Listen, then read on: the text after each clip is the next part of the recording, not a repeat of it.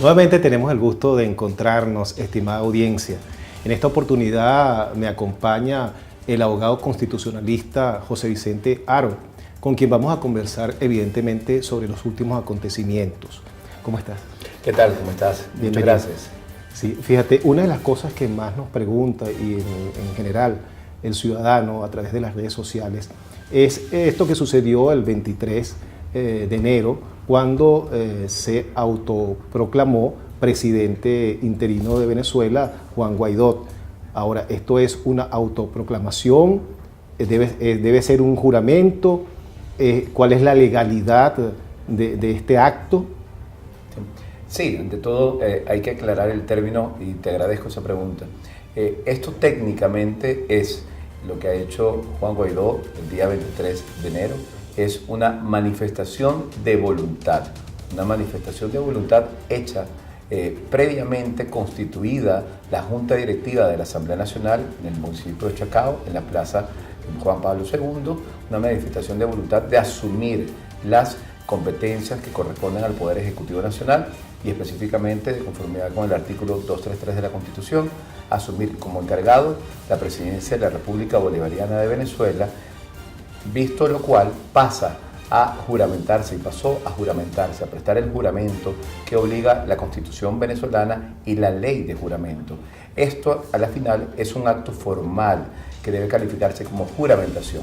Proclamación, autoproclamación específicamente, siempre hace referencia o tiene que ver con una situación de hecho, fáctica, no prevista en la Constitución.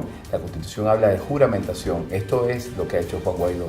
La autoproclamación es algo que no está previsto en la Constitución, que es algo de facto, que puede pasar cuando una persona, sin ser llamado por la Constitución o sin ser electo por el pueblo, asume las funciones de presidente de la República. Es lo que pasó en el caso de Pedro Carmona Estanga.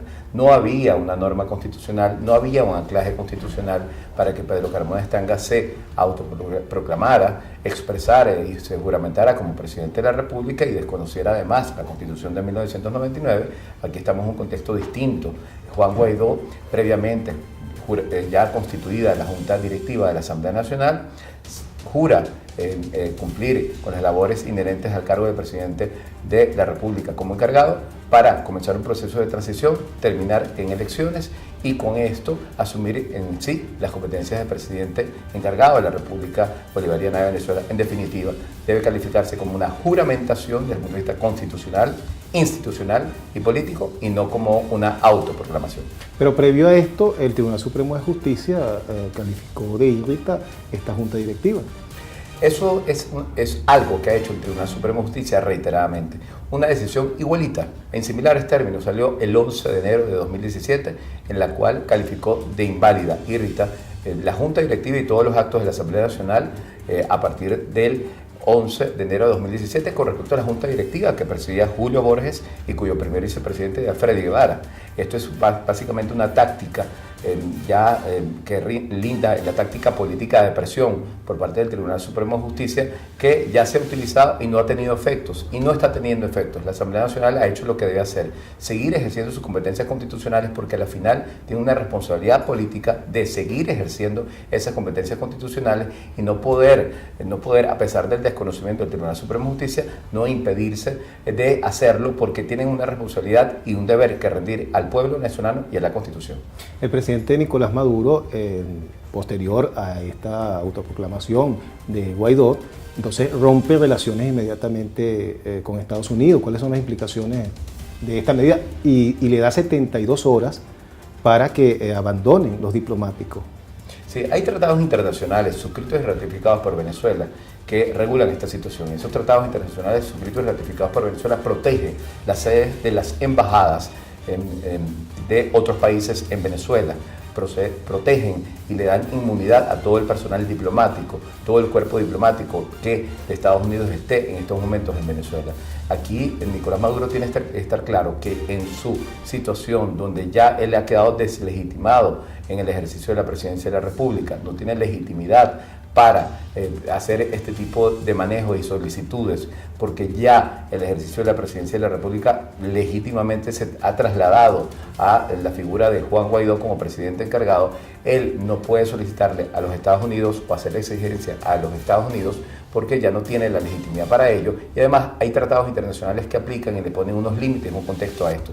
Si pasadas las 72 horas Nicolás Maduro trata de utilizar la fuerza con respecto a la embajada, al territorio de la embajada, que es un territorio de otra nación dentro del país, cada embajada es el territorio del país que representa y la embajada de los Estados Unidos es territorio norteamericano, o si él de alguna manera incide sobre la libertad, la integridad física o cualquier condición de cualesquiera de sus funcionarios, estaría atentando contra tratados internacionales muy importantes que son amparados por la comunidad internacional y que tienen garantías y medidas que se pueden adoptar al respecto.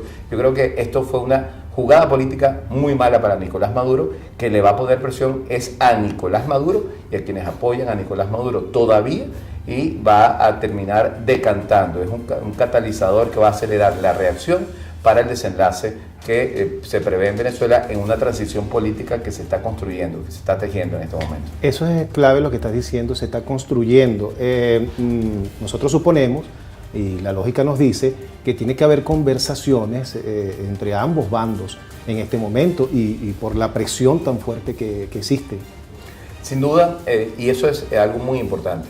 Debemos ver todo el trabajo que ha hecho la Asamblea Nacional desde el 5 de enero, luego pasando por el hito del 11 de enero, aquel cabildo abierto donde Juan Guaidó ya asomaba esta vía del 233, 333 y 350, todos los cabildos abiertos, ha sido la construcción del inicio de la transición política en Venezuela. Las transiciones políticas y constitucionales, institucionales, en ninguna nación del mundo se decretan.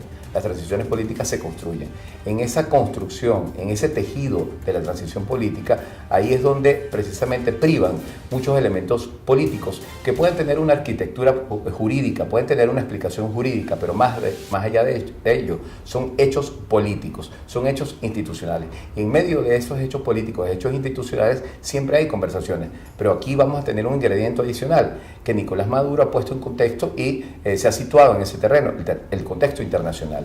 Ya tenemos 41 naciones del mundo reconociendo a Juan Guaidó como presidente encargado de la República Bolivariana de Venezuela. Tenemos la situación que Nicolás Maduro le ha planteado a Estados Unidos y, en definitiva, esto va a definir, va a decantar la posición que la Fuerza Armada Nacional, que es quizás el ancla que sostiene a Nicolás Maduro en el poder, termine inclinándose para definitivamente hacer lo que tiene que hacer, que es inclinarse hacia el poder legítimo encarnado en Juan Guaidó.